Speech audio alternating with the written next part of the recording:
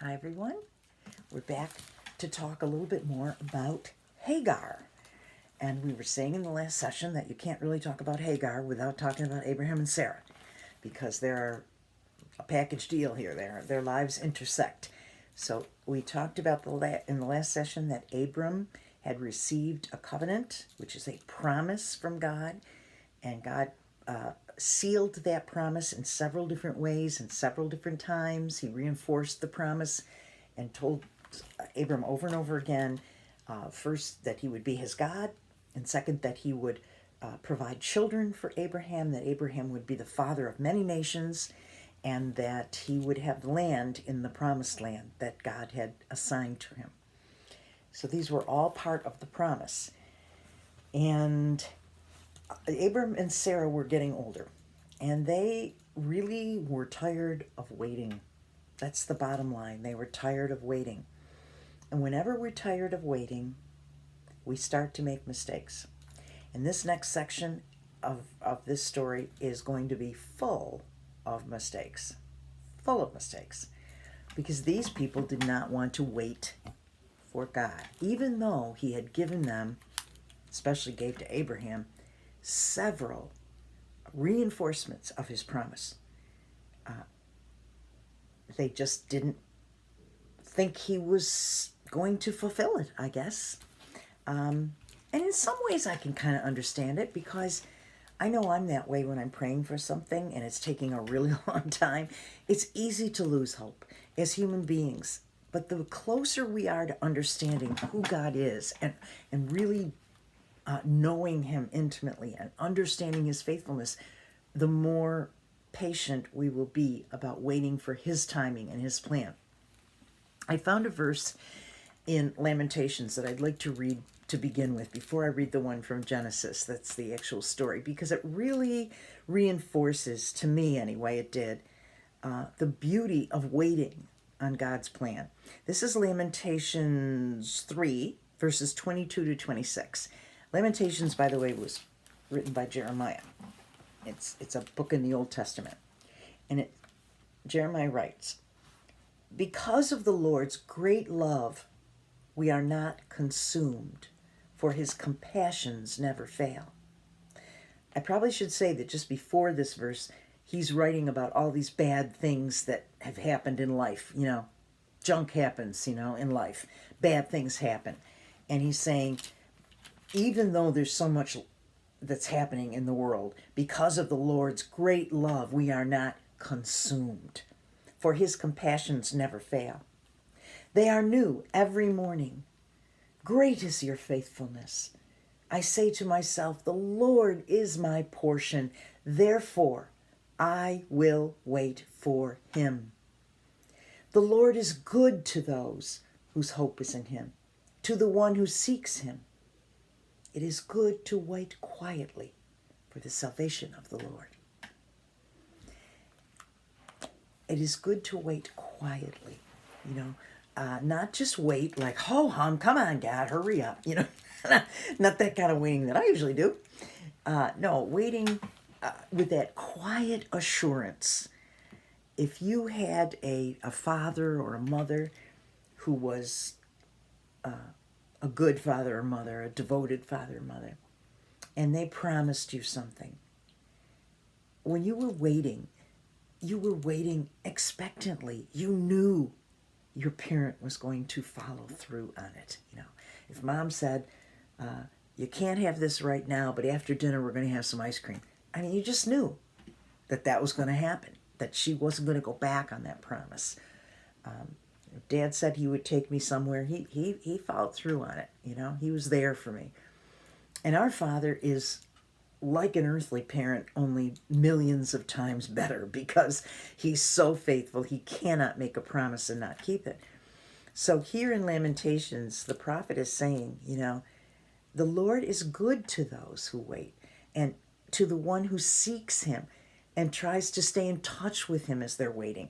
It's good to wait quietly for the salvation of the Lord. But I love this. I say to myself, the Lord is my portion, therefore I will wait for him. I wish Abram would have said that in this story. I think if he had any guts at all to stand up to his wife, I think that's what he should have said to Sarah when she came up with a crazy, crazy plan. He should have said, Sarah, the Lord is my portion. Therefore, I will wait for him. In other words, I'm not going to go along with your crazy plan. So let's read about her crazy plan and let's see all of the mistakes that are made in this. I will say one thing before we read this. It was common practice at the time in the culture. And again, Abraham was the father of Israel. So, I mean, we're talking about, this is long before there were actually temples and, tabernacles and all that. But still, God had called them to be a chosen people. So they maybe should have been following him instead of following the culture. But the culture at the time, a woman's main purpose in life was to provide her husband with sons to carry on the name and to inherit and to help out with the chores, whatever, and give him carry on the family line. That was her big role in life. And when she didn't do that, there was a lot of shame associated with it. A lot of shame. So the common practice of the culture was for a woman who did not have a child by herself to give her servant, or handmaiden you might say, to her husband as a kind of substitute wife. And the common practice was that if that woman became pregnant, that child was actually a legal child of Sarah in this case. Okay, the legal wife would have been the actual mother of that child. So it was kind of like a surrogate kind of thing. The thing was, God didn't say, I'm going to give you a surrogate. He said, I'm going to give you a son. And by that he meant a legal son. So these people have cooked up a different plan, and they're not waiting. They're not waiting for the Lord. So here we go. This is Genesis 16. Now, Sarai, Abram's wife, and remember, they have not had their names changed yet, so they're Sarai and Abram. Sarai, Abram's wife, had not been able to bear children for him, but had an Egyptian servant named Hagar. So Sarai said to Abram, the Lord has prevented me from having children. Go and sleep with my servant. Perhaps I can have children through her.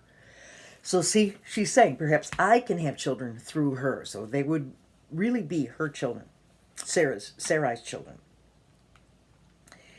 So, and Abraham agreed with Sarai's proposal.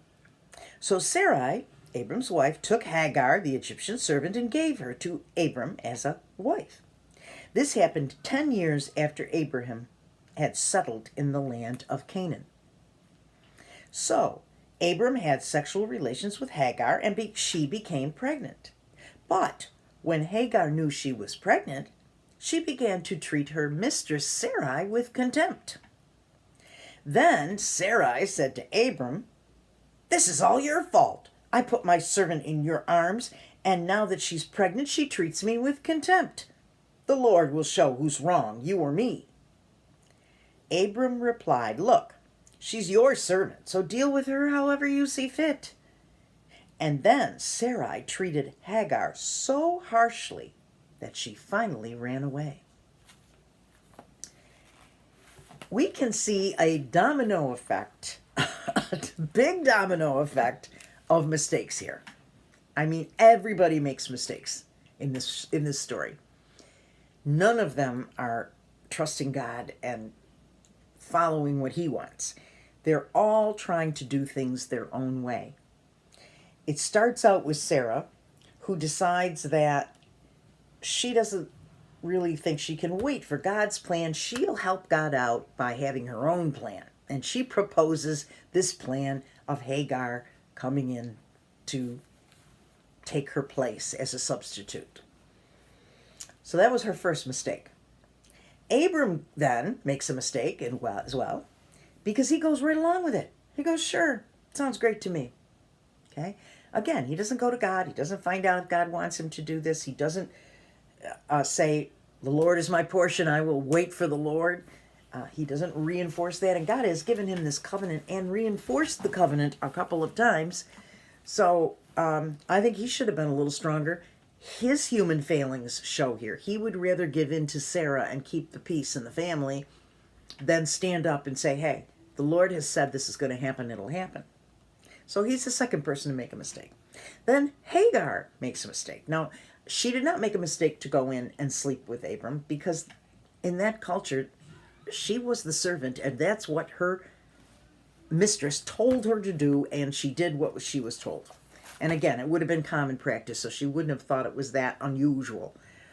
But where she made her mistake is, once she got pregnant, she treated Sarah with contempt. Now, she's the servant, right? But she, all of a sudden, is going to bear a child. She's feeling pretty good about herself. I was thinking about contempt, and I looked up a definition of that in the dictionary just to see what that word really means.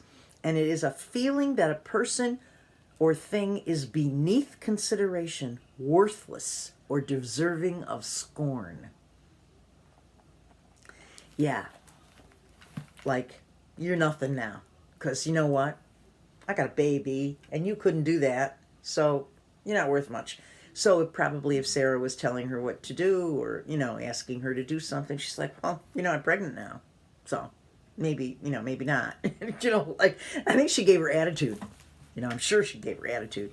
And her attitude was one of superiority over Sarah, because Sarah would have been shamed by the fact that she couldn't have children.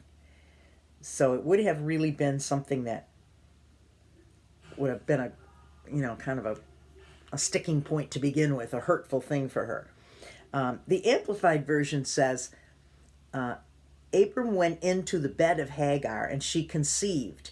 And when she realized that she had conceived, she looked with contempt on her mistress, regarding Sarai as insignificant because of her infertility.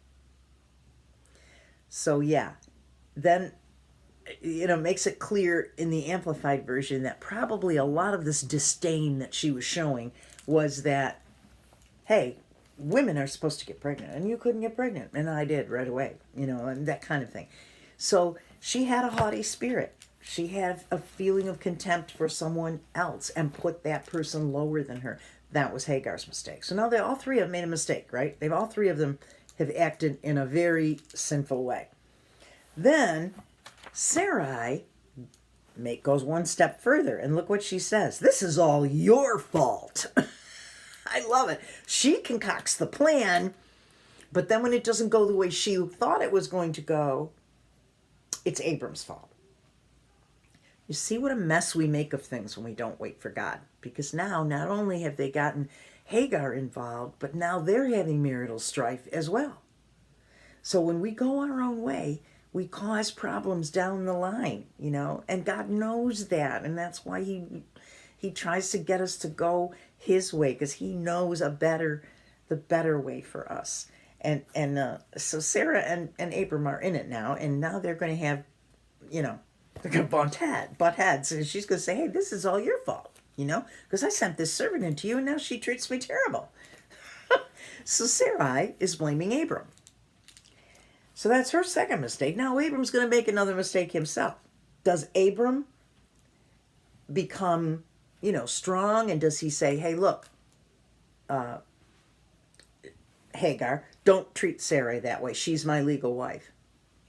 Does he step in and set the rules for what's going to happen? He could have.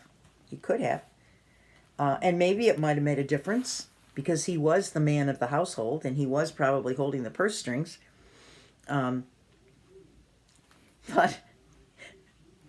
But Abram replies, this is verse 6. Yeah, Abram replies, look, she's your servant. Deal with her as you see fit. He basically gives her carte blanche. He says, hey, you know what? I don't care. Do anything you want with her. I really think some leadership here from Abram would have been appropriate. Because he's got two women in his household, and they're at each other's throats, But instead of that, again, he does not want to push against Sarai. He doesn't want to make a deal there, make a conflict at all. So he takes the easy way out. He says, hey, this is your problem. Do whatever you want. Everybody's passing the buck here, aren't they? Okay? So Sarai makes the plan, but now she's blaming Abram. Abram says, hey, do whatever you want. I don't want anything to do with this. They complicate the issue. And it all started with the very first decision of not waiting for God. The rest of it was just in reaction to all of that. And that's how it goes, isn't it? We make one decision, and that has a domino effect affecting other people, affecting other situations, and now it's going to get messier and messier. So so now Sarai then, in response to what Abram has said, in verse 6, it says, then Sarai treated Hagar harshly. So what do we think that means? I looked it up in the Amplified Version to see what they said, and it said, this is interesting. Verse 5 says, then Sarai said to Abram, may the responsibility for the wrong done to me by the arrogant behavior of Hagar be upon you. So she says, this is your fault. Hagar's acting this way. You gave her the baby. You gave her the authority to be this way. I gave my maid into your arms, and when she realized she had conceived, I was despised and looked upon with disrespect. May the Lord judge who has done right between you and me. Now she's calling on the Lord, right? She wants the Lord to decide who's right and who's wrong. But she didn't go to him to begin with when she cooked up this plan. It's interesting. But Abram said to Sarai, look, your maid is entirely in your hands and subject to your authority. Do as you please with her. So Sarai treated her harshly and humiliated her. Yeah, treating her harshly is one thing, but humiliation is not a wonderful place to be. When we humiliate someone, we make them seem like they're nothing, like they don't matter. Don't even treat them with kindness at all, like they're not even worth loving, So one bad feeling now has brought out a second, because Hagar treated her with contempt. Now Sarai's going to treat her harshly and humiliate her, and she can do that because she is the power. And where did she get the power? From Abram, who didn't stand up and say, hey, let's stop this right now. Didn't do that. He said, hey, it's your problem. Do whatever you want. So none of them are taking ownership for this. None of them are really thinking this through as to all the ramifications. And Hagar then, it says, when Sarai treated Hagar so harshly that she finally ran away. So here's Hagar's second mistake, is that her way of solving the problem was to run away. Now, I understand people who are in a harsh situation, yeah, I get that, why they would want to run away. But there are other things going on here. I mean, she's pregnant. She has to think about this son that she's going to have. And she did participate in this trio, be the substitute wife. And she's the one who started it all by acting, contemptuous towards her mistress. And yet, when push came to shove, she fled. She ran away. That's not always the good answer, It's not always a good answer. So I just see this whole scenario as a symphony of mistakes.